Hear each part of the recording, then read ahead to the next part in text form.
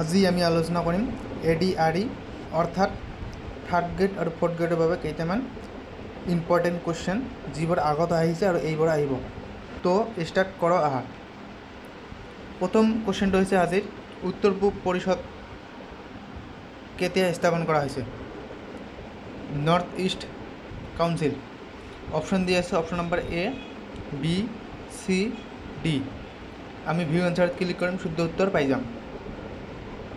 শুদ্ধ উত্তৰ হৈছে অপশ্যন নম্বৰ D, 1971। ব্যাখ্যাটো ভালদৰে পঢ়িব, মই ব্যাখ্যাটো দেখুৱাই দিছোঁ। ব্যাখ্যাত বিভিন্ন ধৰণৰ কুৱেশ্যন লুকাই থাকে, ব্যাখ্যাটো মই দেখুৱাই দিছোঁ। এতিয়া ইয়াৰ পিছৰ কুৱেশ্যনটোলৈ যাম। কিমান চনত অসম লোকসেৱা আয়োগ APSC গঠন কৰা হৈছিল? ভেৰি ইম্পৰ্টেণ্ট কুৱেশ্যন হয় এইটো চিভিল ছাৰ্ভিচৰ ভিতৰত পৰে APSCটো। APSC কিমান চনত গঠন হৈছিল? APSC কিমান চনত গঠন হৈছিল? অপশ্যন নম্বৰ A আছে, B আছে, C আছে, D আছে। আমি ভিউ এনচাৰত ক্লিক কৰিম, শুদ্ধ উত্তৰ পাই যাম। শুদ্ধ উত্তৰটো হৈছে অপশ্যন নম্বৰ A, 1937। ইয়াৰ ব্যাখ্যাটো পঢ়ি ল'ব।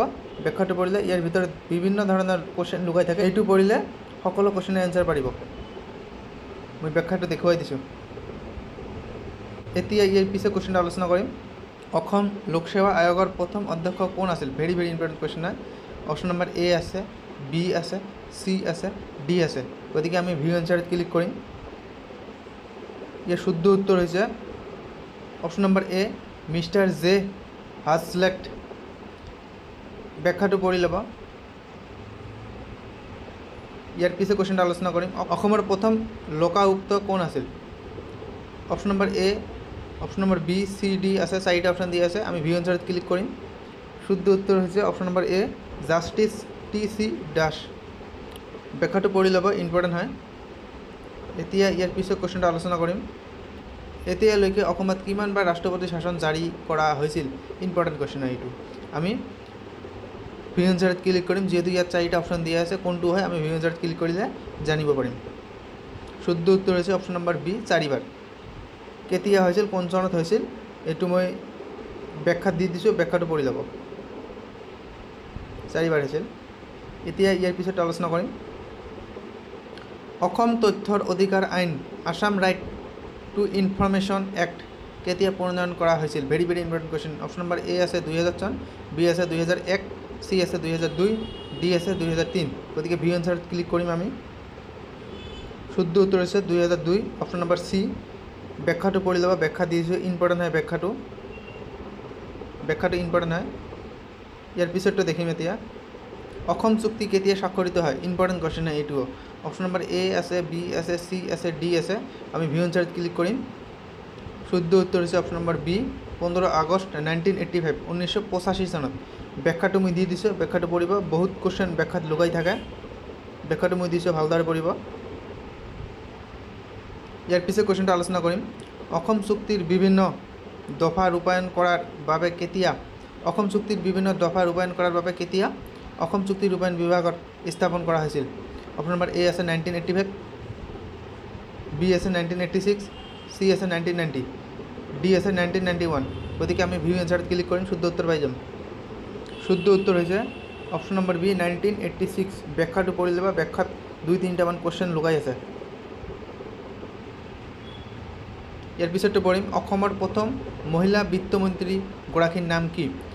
অপশ্যন নম্বৰ A আছে পৰ্মিলা ৰাণী ব্ৰহ্ম, B আছে বিজয়া চক্ৰৱৰ্তী, C আছে শ্বৰীফা বেগম আৰু D আছে অজন্তা নায়ক। ইয়াৰ শুদ্ধ উত্তৰটো আমি দেখিম। শুদ্ধ উত্তৰ হৈছে অপশ্যন নম্বৰ D, অজন্তা নায়ক। বৰ্তমানত তেওঁ আছে বিত্তমন্ত্ৰীগৰাকী। ইয়াৰ পিছতো দেখিম। কিমান চনত ৰাজ্যিক নিৰ্বাচন আয়োগ অসম গঠন কৰা হৈছিল? অপশ্যন নম্বৰ A আছে 1947, B আছে 1950, C আছে 1951, D আছে 1994। গতিকে আমি ভিউ এনচাৰত ক্লিক কৰিম।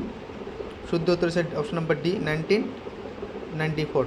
ব্যাখ্যাটোত আছে, ব্যাখ্যাটোত 2-3টামান কুৱেশ্যন আছে, পঢ়ি ল'ব। মই ব্যাখ্যাটো এইকাৰণে দিছোঁ, ইমান কুৱেশ্যন দিয়াটো সম্ভৱ নহয়, ব্যাখ্যাটো পঢ়ি ল'ব, নিজে কুৱেশ্যন বনাই ল'ব। ইয়াৰ পিছত আলোচনা কৰিম। নিম্নলিখিত কোনটো প্ৰতিষ্ঠানে অসমত পঞ্চায়ত আৰু পৌৰসভা নিৰ্বাচন অনুষ্ঠিত কৰে? ইম্পৰ্টেণ্ট কুৱেশ্যন হয় এইটো। 4টা আছে। অপশ্যন নম্বৰ A আছে ভাৰতৰ নিৰ্বাচন আয়োগ, B আছে ৰাজ্যিক নিৰ্বাচন আয়োগ অসম, C আছে পঞ্চায়ত আৰু গ্ৰাম্য উন্নয়ন বিভাগ, D আছে ওপৰত এটাও নহয়। আমি ভিউ ইনচাৰ্ট ক্লিক কৰিম। শুদ্ধ উত্তৰ হৈছে অপশ্যন নম্বৰ বি, ৰাজ্যিক নিৰ্বাচন আয়োগ অসম। ইয়াৰ পিছতে এতিয়া আলোচনা কৰিম অসমৰ প্ৰথম ৰাজ্যিক নিৰ্বাচন আয়োগ কোন আছিল? ইয়াৰ শুদ্ধ উত্তৰ হৈছে option number A, late T L Baruah. Late T L Baruah. ইয়াৰ পিছতে আলোচনা কৰিম কিমান চনত ৰাজ্যিক বিত্ত আয়োগ অসম গঠন কৰা হৈছিল? অপশ্যন নম্বৰ এ আছে 1947, বি আছে 1950, চি আছে 1994, ডি আছে 1995। এই শুদ্ধ উত্তৰটো আমি দেখিম। ভিউ ইনচাৰ্ট ক্লিক কৰিম। শুদ্ধ উত্তৰ হৈছে 1995। ব্যাখ্যাটো পঢ়ি ল'ব। আজিৰ ভিডিঅ' এইখিনিয়ে। যদি এই ভিডিঅ'টো ভাল লাগে তেনেহ'লে লাইক কৰিব আৰু এনেধৰণৰ ভিডিঅ' পোৱাৰ কাৰণে চেনেলটো ছাবস্ক্ৰাইব কৰিব।